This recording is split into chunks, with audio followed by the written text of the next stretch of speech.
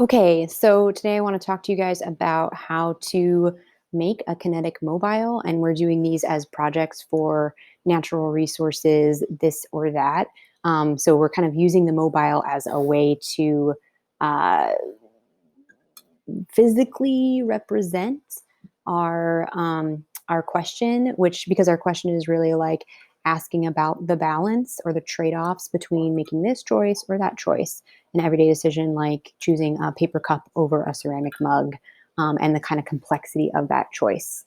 So inspiration for the Kinetic Mobile, this is a video of a really talented woman, Mayoko Shida, and she starts by finding the balance point of a feather, and then slowly starts to add whale bones until she has this really giant structure that she balances. And spoiler, at the end, she removes the feather from the very end, and it all collapses because it was all hinged on this small thing, the delicate balance that is these choices is kind of the metaphor that we're trying to make here. So really cool video. I definitely recommend you guys giving this a watch. It's phenomenal. So this is basically what we're doing with our mobiles, is this concept of using these balance points. All of these things, by the way, that I'm showing you are linked to in our Quest This or That folder on Schoology.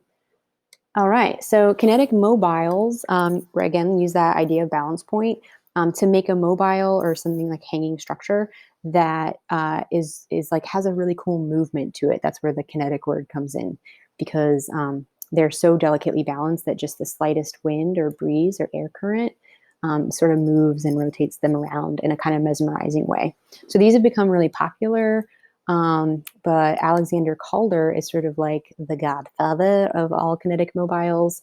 He makes these gigantic structures. You might have seen them in airports before. And so if you look at one, let's look at this one.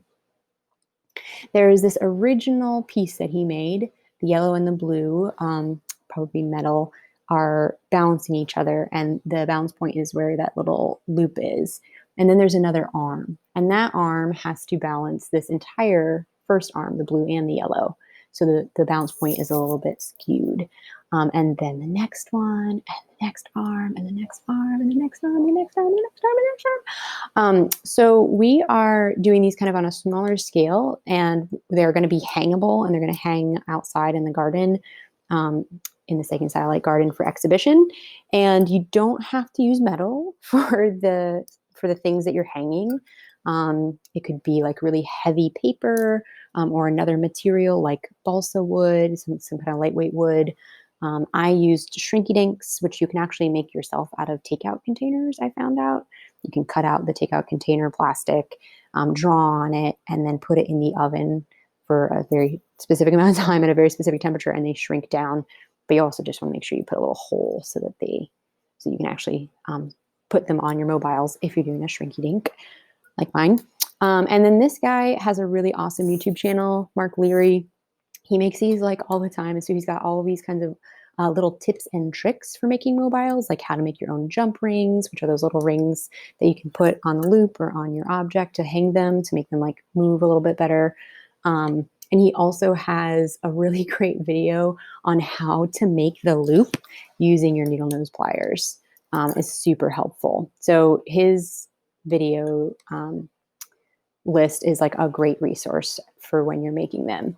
And specifically, like this one, how to make a mobile, number one thing you need to know, very helpful, which he says to build from the bottom up, which is that first arm that I was talking about, and then continuous arms after that. Getting loopy with hanging art. So this is where he shows you how to make the loop. Really cool trick for that. And then something else I just wanted to mention to you guys is that I find it helpful to take a little bit of wire and make a hook on it on both ends.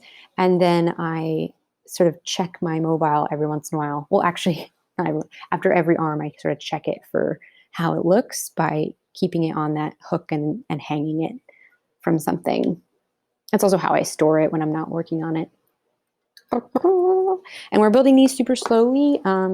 so that they end up being really high quality products at the end that you're not super stressed out about last week of the class.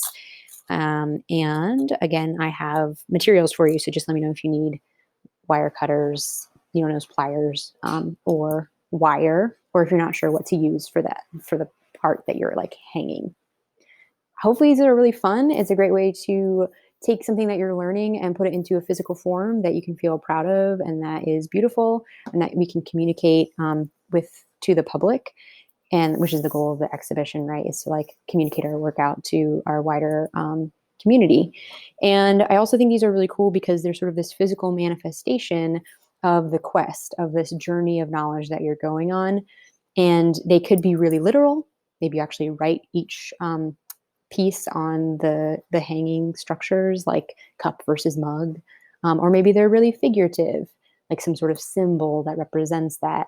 And they could be about each decision, like each branch as being another decision from that tree, from cradle to grave of your products, or maybe it is sort of like a 3D mind map or concept map, where each week, as you find out some kind of new important fact, maybe that's when you add an arm.